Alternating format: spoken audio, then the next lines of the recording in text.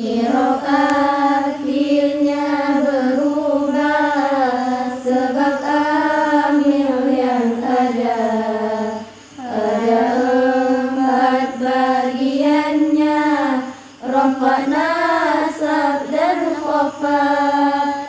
Jazam itulah semua, janganlah sampai lupa. I'rab isim ada tiga, rafa, nasab, dan khafad. Bagi fi'il tiga i'rabnya, rafa, nasab, dan jazam. Bagi fi'il tiga i'rabnya, rafa, nasab, dan jazam. Jar khusus pada isim, jazam khusus pada fi'il. Mu'rab artinya berubah, mabni tidak berubah.